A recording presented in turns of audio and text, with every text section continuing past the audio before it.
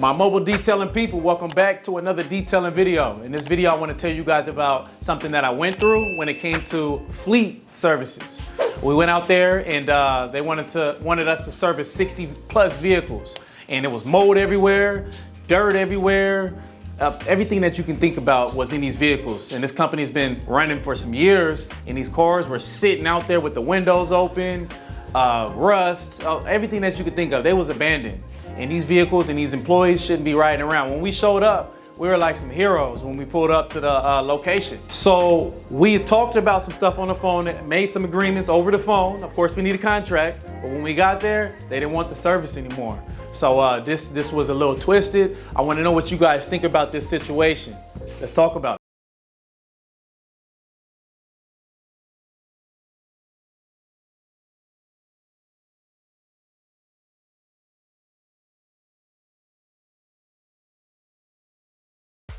All right, Wayne, so this wasn't your customer. No.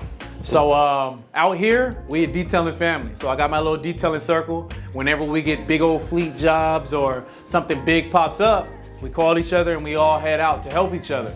So this is pretty much what happened. We got out there and the boss man that owns the company sent out the middleman, and he didn't want to talk with us. So that first right there showed that something was going on already. So now, what was your agreement with the other detailer?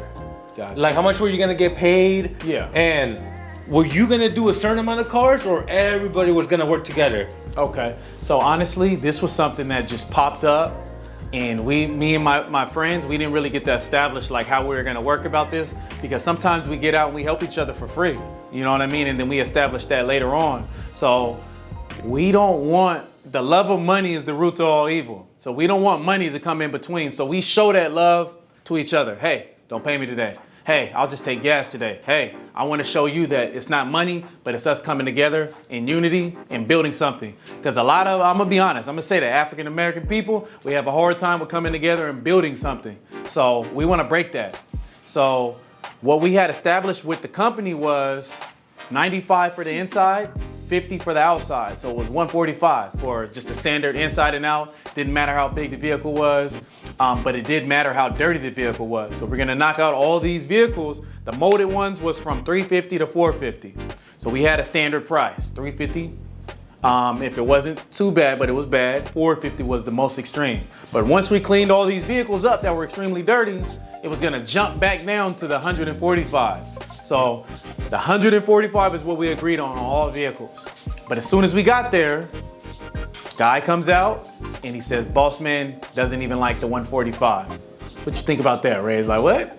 So he had agreed to it on the phone. On the phone, he agreed to the 145. That was set. And now, you guys showed up to start working or to negotiate? We showed up to start working to show them what we could do. And we were gonna do these vehicles. They was gonna check them out. We was gonna sit down and say, hey, can we get a month contract for all 60 fleet? Just 1 month to show you what we could do. We're gonna take care of all of them.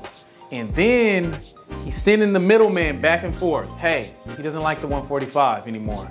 I don't know what his problem is. I just started working with him a month. So this guy's already stressed because he's doing the dirty work.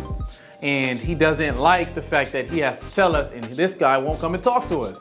I don't know what his problem is. But the boss man is inside the building. He's inside the building. But yes, he didn't want to come out. He did not want to come out. Oh my God. So we're like, okay, cool. Let him know that these vehicles here are extreme, and we're ready to work on these 3 vehicles here. It was 3 vehicles that were standard. So he goes back, tells him, hey, it's this price for the dirty ones, this price for the standard ones out here. We need the keys. Wait, is this a dealership? No, it was a construction company. Why they want the cars clean? Because they've been sitting for some time. So the employees. But it's the company's or employees' cars? Well, it's the company's cars, but of course they dispatch them to the employees. So they have assigned vehicles. So these guys have been the construction vehicles. So they're coming in with. And they've been driving for years. No detail. What? They said they don't ever get them detailed. If I was to show you guys these vehicles, it's disgusting. There was mold growing out of the cracks and crevices.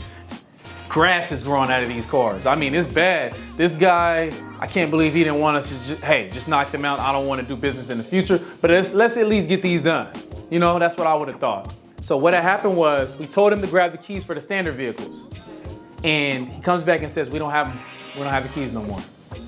How do you not have the keys to the personal vehicle? So the employee's sitting there like shaking his head like, nah.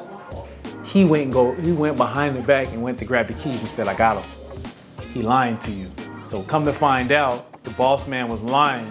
He didn't even want us to touch the cars anymore. Not even for the price we agreed to. So I just want to know what you guys think. Does that sound like a race thing to you? Because if we've already agreed before we came on the 145, you guys can touch the standard ones. Why when we get there, we can't touch the vehicles anymore? And how did it end? It ended with him never coming out. It ended with the middleman stressed out, saying that I don't like how this guy works. He doesn't give me enough information. He doesn't know what he wants to do. He's all over the place, and he's just kind of throwing me answers and just telling me to go. Like, it's just whatever. So what was the point of us even going out there? I'm thinking maybe he wanted the cheapest price. That for even the motor vehicles is 60 vehicles. You know, just get it done for the 145. And maybe he didn't like that, you know? Who knows? Gotcha. Now, we never got to meet him, Reyes. We literally left without him saying yes or no. We didn't even get a concrete answer, which is crazy. Now, has this ever happened before? Where you go somewhere, you agree on a price, on a job, and then they come out and say, never mind, or they text you saying, never mind. That honestly was a first. Yeah. I mean, it's happened to me before in a worse way. Like, I didn't establish the price, and then I told them the price, and then they told me, you're only getting this after you finish the detail. After I finished the detail. That's even worse. So I can say in a manner that has happened. So yeah. Now, how do you handle a situation like this? Are you upset? Mm-hmm. Are you understanding? How are you guys feeling? You know what, to be honest, it was just an experience to even go out there together and negotiate, look at these vehicles. It was exciting regardless how it went, because we came together as a unity, a team, and we were ready. We had our clipboards, we had our business outfits, we were discussing stuff. So it was like training for the next thing, you know what I mean? So it showed that we can come together and make something happen. So it was dope. I wasn't mad, I wasn't irritated.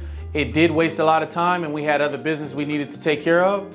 And of course, we still squeezed in some cars when we finished. So it was still a blessing all around regardless. All right, there's a little story for you guys of what just recently happened yesterday. And I want to know what you guys thought about the whole situation. Have you ever experienced anything like this? How did you handle it? And how do you guys think that I should have handled this situation here so we could be prepared for the next, fleet work? Comment it down below. I appreciate you guys. Y'all stay tuned for the next video. Let's go.